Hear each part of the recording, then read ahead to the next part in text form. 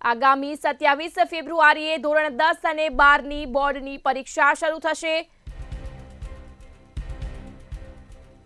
આગામી 27 ફેબ્રુઆરીથી ધોરણ 10 અને 12ની બોર્ડની પરીક્ષા શરૂ થશે, ત્યારે એસટી નિગમ દ્વારા વિદ્યાર્થીઓ માટે બસ સુવિધાનું આયોજન વધારવાનું રાજ્યના વાહન વ્યવહાર મંત્રી હર્ષ સંઘવીએ ટ્વીટ કરી જાણકારી આપી છે। પરીક્ષા દરમિયાન રેગ્યુલર સર્વિસ ઉપરાંત વધારાની 250 ટ્રીપો દોડાવાશે। જે તે જિલ્લા વહીવટી તંત્ર તરફથી 85 એક્સ્ટ્રા બસની માંગણી કરાઈ છે। હજુ પણ માંગણી મળે તે મુજબ વધારાની બસો ચલાવવામાં આવશે। પરીક્ષાર્થીઓને અગ્રિમતા આપી એક્સ્ટ્રા બસો ચલાવવા આદેશ કરવામાં આવ્યા છે। ગૃહમંત્રી હર્ષ સંઘવીએ આદેશ કર્યા છે। પરીક્ષાર્થીઓ માટે સમયસર બસો ચલાવવા તાકીદેની સૂચના પ્રસિદ્ધ કરવામાં આવી છે।